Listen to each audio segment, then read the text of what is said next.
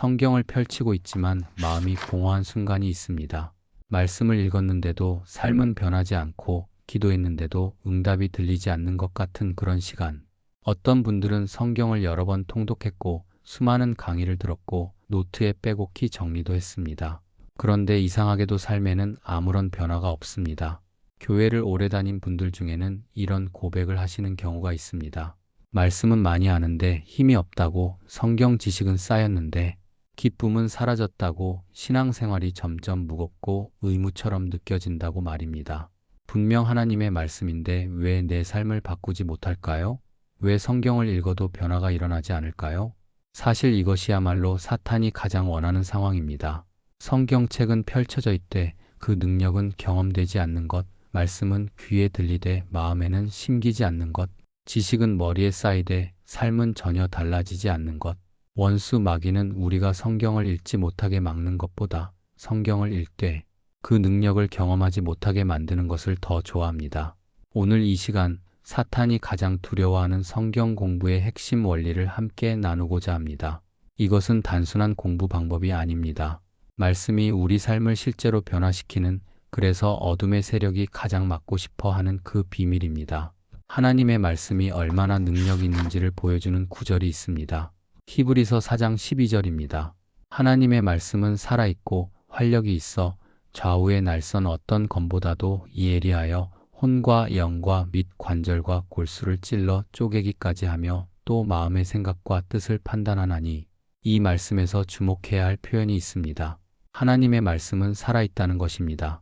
단순히 글자로 쓰여 있는 것이 아니라 생명력을 가지고 움직이며 역사하는 것입니다. 활력이 있다는 표현은 원어의 뜻으로 에너지가 넘친다는 의미입니다. 하나님의 말씀 자체에 능력이 있고 그 능력이 우리 삶 속에서 실제로 작동한다는 것입니다.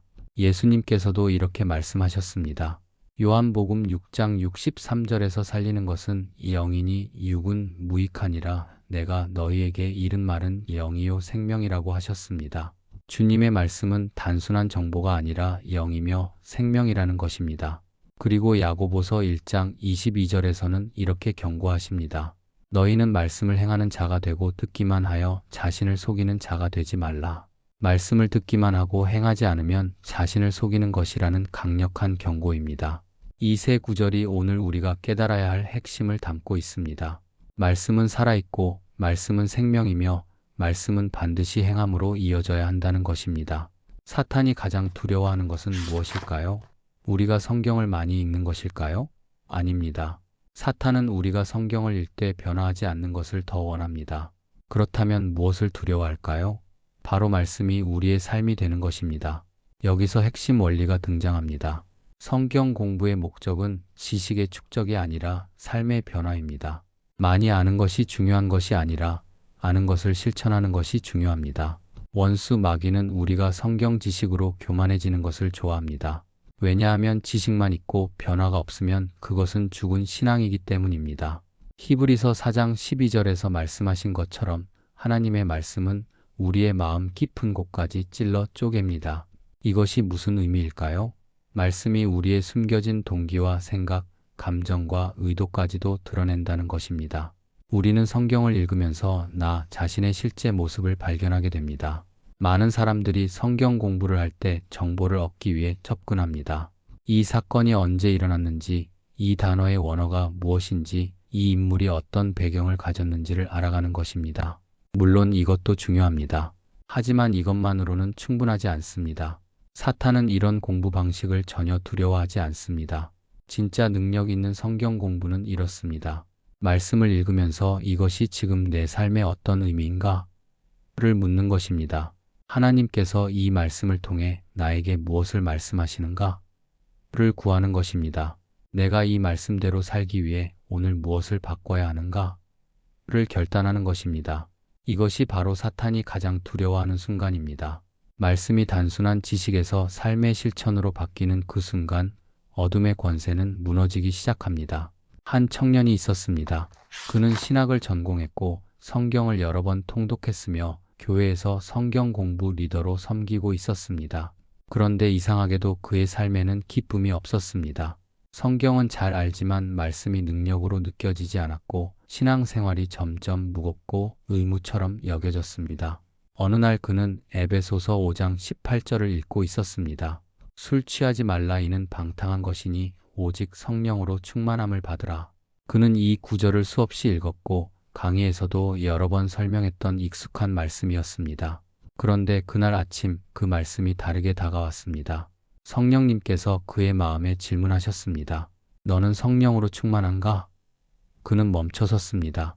성경은 많이 알지만 정작 성령의 충만함은 경험하지 못하고 있다는 것을 깨달았습니다. 말씀을 가르치면서도 자신은 그 말씀대로 살지 않고 있었던 것입니다. 그날부터 그는 성경 읽는 방식을 바꿨습니다. 많은 양을 읽는 것이 아니라 한 구절을 깊이 묵상하며 이것이 내 삶에 무엇을 의미하는가? 를 물었습니다. 그리고 그 말씀을 실천하기 위해 구체적인 결단을 했습니다. 예를 들어 사랑에 관한 말씀을 읽으면 오늘 누구에게 어떻게 사랑을 표현할지를 정했습니다. 용서에 관한 말씀을 읽으면 용서하지 못했던 사람을 떠올리며 그를 위해 기도했습니다.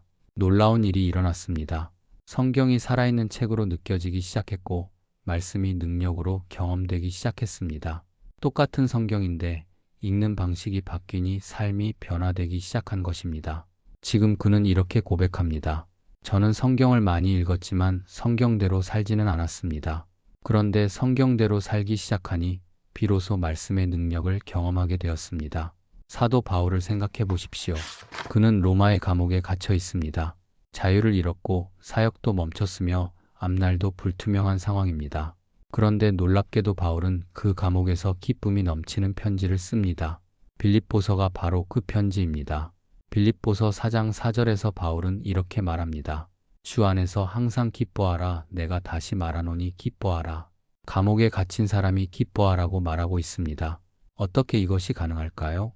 바울은 말씀을 단순히 아는 것을 넘어서 말씀대로 살았기 때문입니다. 바울은 이전에 예수님의 가르침을 들었습니다. 마태복음 5장 11절에서 12절에서 예수님께서는 이렇게 말씀하셨습니다. 나로 말미암아 너희를 욕하고 박해하고 거짓으로 너희를 거슬러 모든 악한 말을 할 때에는 너희에게 복이 있나니 기뻐하고 즐거워하라. 바울은 이 말씀을 기억했고 그대로 실천했습니다. 사탄은 바울이 감옥에 갇히면 낙심하고 좌절할 것이라 생각했을 것입니다. 그런데 바울은 오히려 그곳에서 기뻐했습니다.